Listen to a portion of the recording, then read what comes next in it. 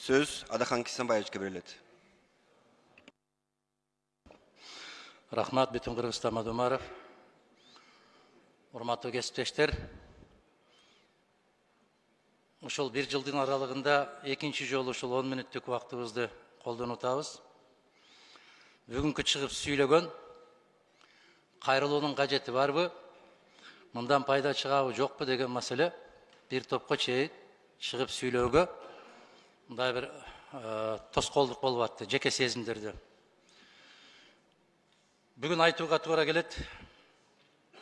Себеби ар кандай маселе болуп атат. Күнүнө мыйзамдын долбоорлору аябай чукулдап кирип атат. Кечээ саясий кургай элек регламентибизге дагы кошумча киргизели, өзгөртүү киргизели деген аракеттер болуп атат. Депутаттардын статусу жөнүндөгү мыйзамга тийиштүү өзгөртүүлөрдү киргизүү жөнүндө сунуштар болуп атат. Мына ушулардан улам бир суроо пайда болот. Эмне үчүн ушул мыйзамдардын тегерегинде ушунчалык чакчелекке түшүп атабыз? Мунун максаты бирөө гана. Жогорку кеңештин мамлекеттик башкаруудагы ордун төмөндөтүү, депутаттардын макамына шек келтирүү жана жогорку кеңештин мамлекеттеги болуп аткан окуяларга аракетин азайтууга. Биз өз колубуз менен, өз каалообуз менен, өз эркибиз менен ушул иштерди тездетип жасап бергенге аракеттенип атканыбыз аябай каттуу бир суроо туудурат. Урматтуу кесиптештер, жогорку кеңеш эл өкүлдөрүбүз. Элмаз Аракеевич, биз эл өкүлдөрүбүз. Биз элдин айтканынан чыкпашыбыз керек, элдин кызыкчылыгын коргошубуз керек. Ошондо көкүрөгүбүздө тагып олтурган биздин значогубуз эл өкүлү деген макамга ээ болобуз. Бирок чындыгына келгенде жогорку кеңеш мыйзам кабыл алуу пунктуна айландык. Же нотариалдык конторага айландык. Бул мыйзам кабыл алынды, ушунча күнү, ушул саатта бүттү, ошол жерге мөөр басылды, ишке кирсин. Коомдо болуп аткан окуяларга биздин таасирибиз жокко эсеп. Урматтуу депутаттар, Бакыт Үсөнбекович, Кыргыз Республикасынын конституциясы ар бир жаранга жашоону кепилдикке берет дейт. Ошол эле конституцияда жазылып турат, ар бир адамдын ден соолугу мамлекеттин байлыгы деп турат. Бүгүн биз мыйзамдуулукту тебелеп тепсеп, конституциялыкты тебелеп тепсеп, өз билгенибизде жашап аткан бейбаш үй бүлөгө айландык. Ата-энеси таштап кетип, бир жумушка кеткен үй бүлөбүз. Мыйзамыбыз да иштебейт, конституциябыз да иштебейт.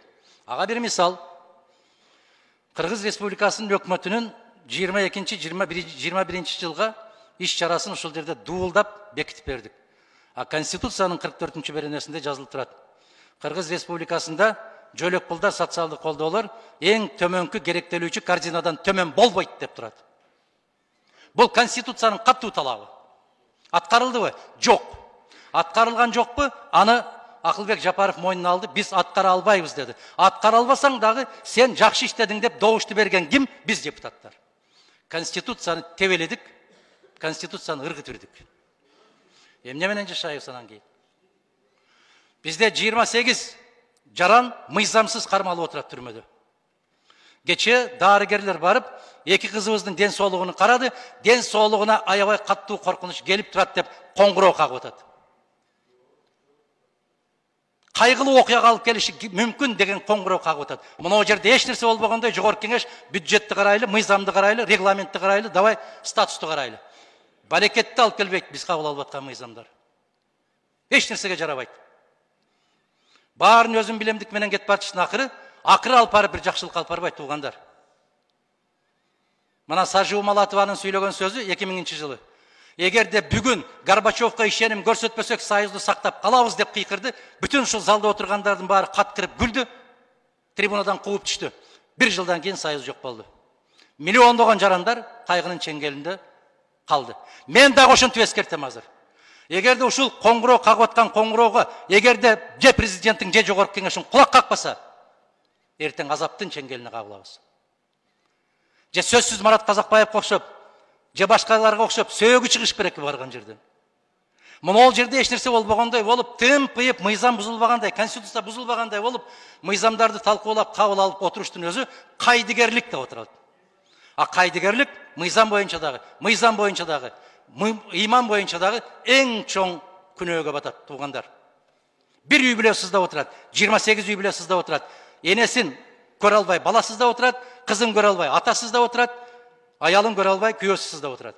Мына жерде жылуу жумшак отуруп биз мыйзамдарды кабыл алып атабыз. Бирдем өзгөрүп кетеби ал мыйзамдарда? Соңку кезде сүйлөгүң да келбейт, ушул жерге киргиң да келбейт, мен ачык айтайын.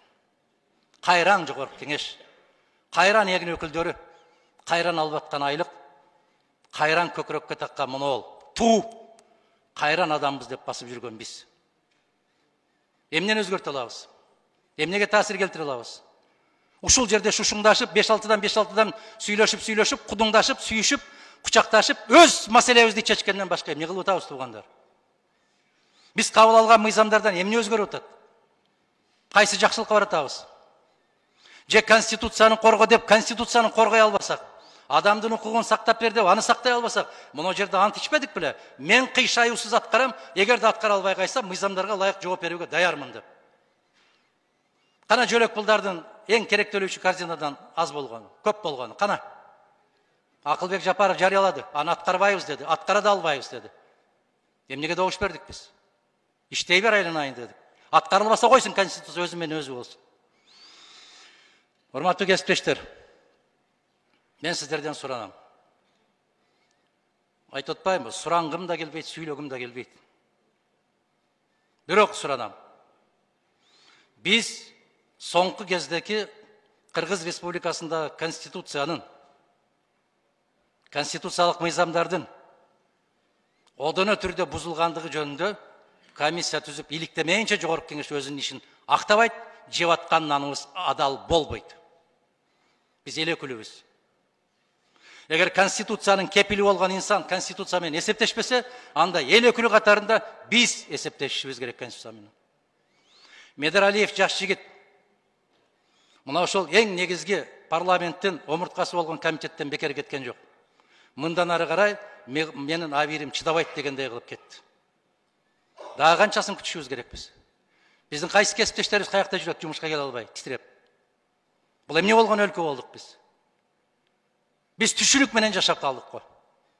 Биз коркунуч менен жашап калдык го ошол жерде. Ар бир добуш берип атканда жүрөгүбүз титиреп калды ошол жерде. Мына ошол жашообу? Ошол өмүрбү? Жигит киши бир гана жолу өлүш керек. Ар бир коркунуч жаралганда өлүп, 1000 жолу өлбөстөн бир эле жолу өлүш керек. Мен сунуш киргизем. Тез арада комиссия түзүлүш керек.